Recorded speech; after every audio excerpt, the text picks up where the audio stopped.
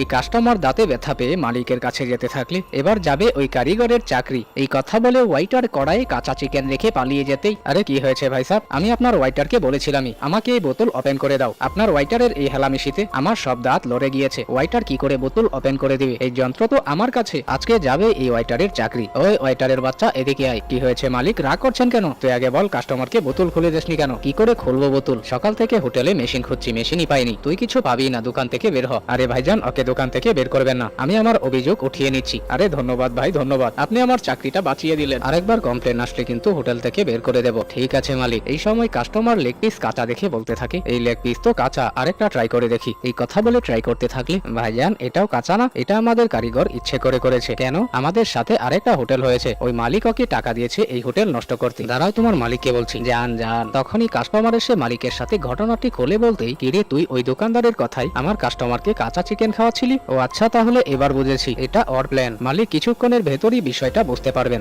মালিক, আপনি আমাকে 10,000 টাকা দিয়ে আমার পিঠে হাত দিন। এই কথা শুনে মালিক টাকা দিয়ে পিঠে হাত দিতেই, ওই শোন না, মালিক তোকে দোকান থেকে বের করার বদলে সাব্বাস, আর টাকা দিল কেন? আমি মালিককে বলেছি আমার ভুল হয়েছে, আমাকে মাফ করে দিন। আর মালিক আমাকে বলেছে সত্যি কথা আমার খুব পছন্দ, এই ধরো তোমাকে 10,000 টাকা পুরস্কার দিলাম। আমিও গিয়ে এই অফারে ফায়দা উঠাচ্ছি। মালিক, আসলে কাঁচা চিকেন আমি দিয়েছি, এখন এই হিসেবে আমি কি পুরস্কার পাবো? দিচ্ছি তোকে পুরস্কার।